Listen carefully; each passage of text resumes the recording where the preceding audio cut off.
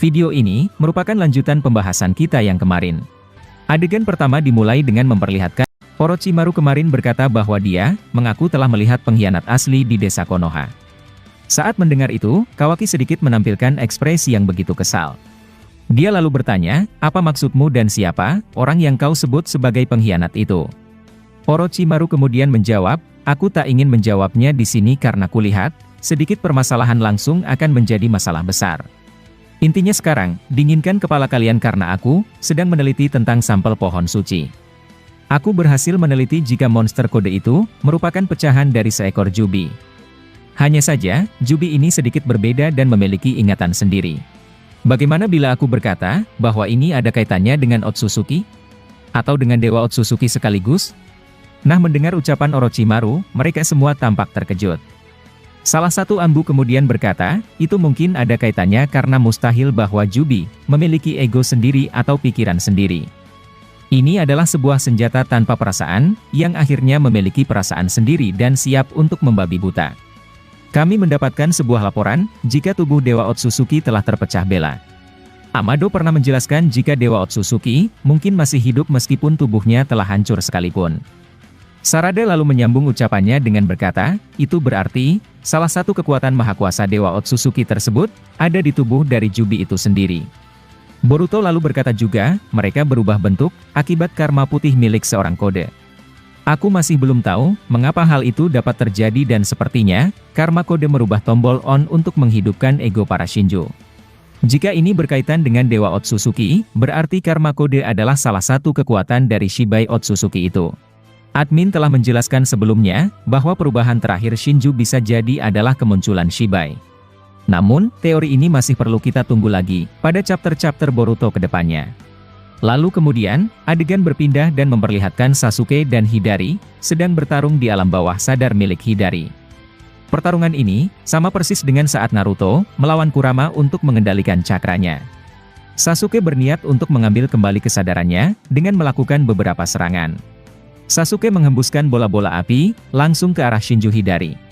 Akan tetapi, Hidari kemudian menyerap itu dengan mudahnya.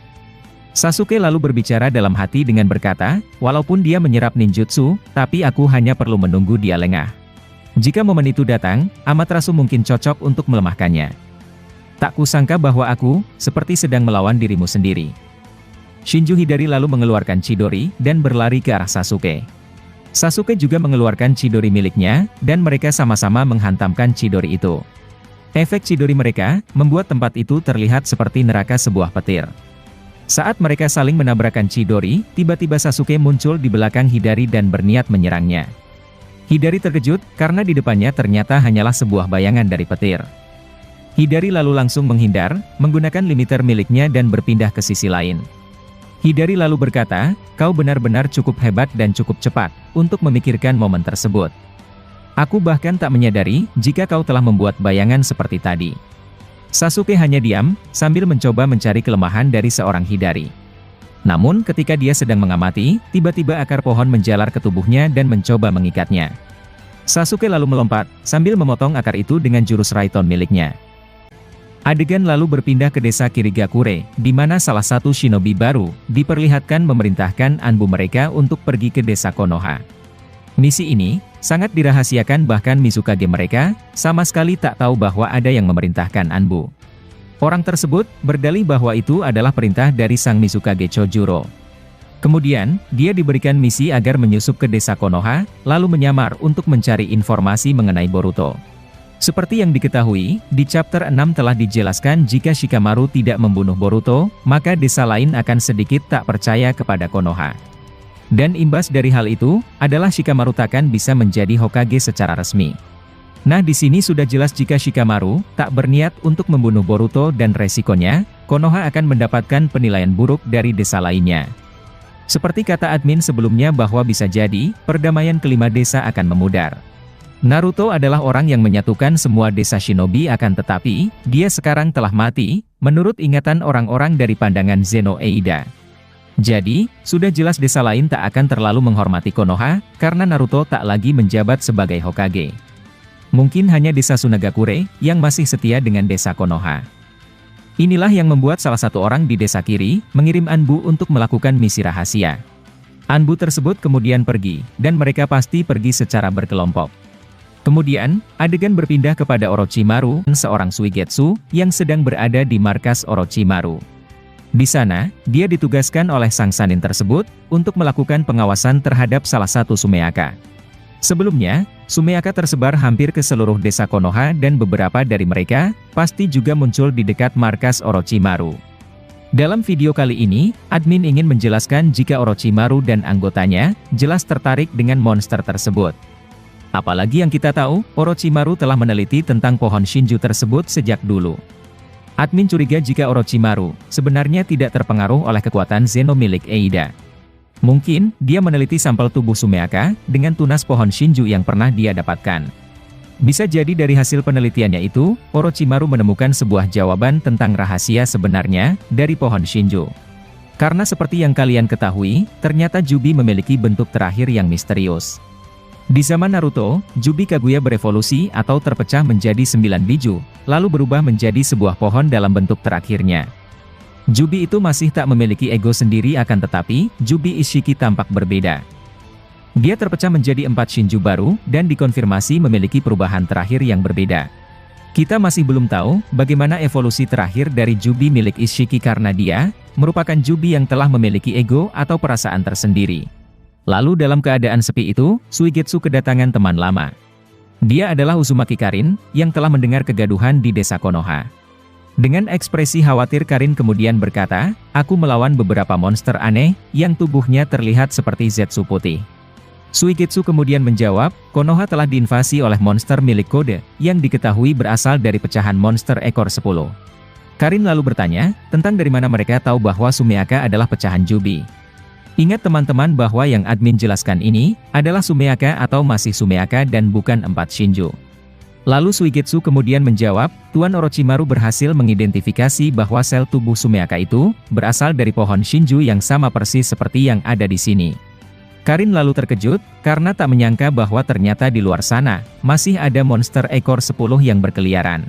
Sementara itu, adegan beralih kembali kepada Anbu desa Kirigakure, yang telah sampai di perbatasan desa Konoha. Di sana, mereka berhenti sementara dan melihat situasi, apakah ada tim peneropong desa Konoha atau tidak. Setelah mereka mengeceknya, mereka menemukan bahwa ada penjaga di beberapa tempat. Anbu Kiri telah sampai di sana akan tetapi, Konoha memiliki sistem pertahanan yang begitu ketat. Mulai dari adanya sistem pengenalan cakra dari Shintensin Ino, tim pendeteksi gelombang desa Konoha atau gelombang penghalang, maupun mata sendigan dari seorang Eida.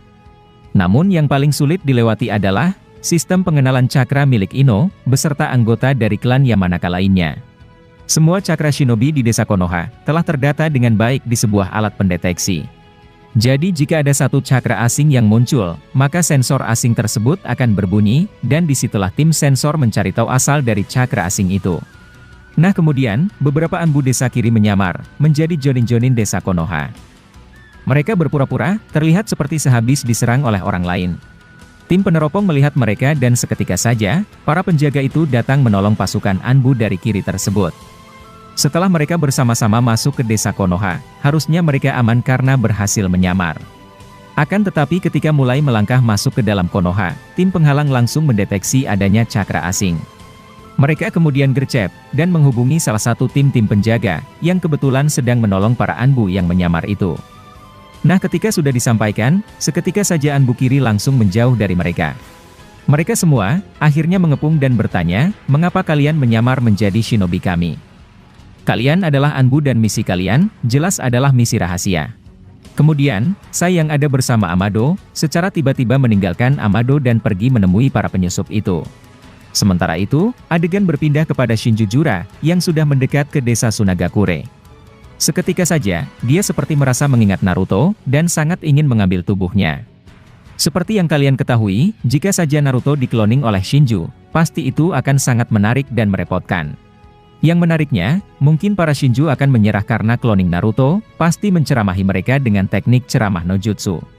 Lalu yang merepotkannya, jika cloningan Naruto menggunakan teknik Oiroke no Jutsu, admin yakin 4 Shinju seketika akan kalah.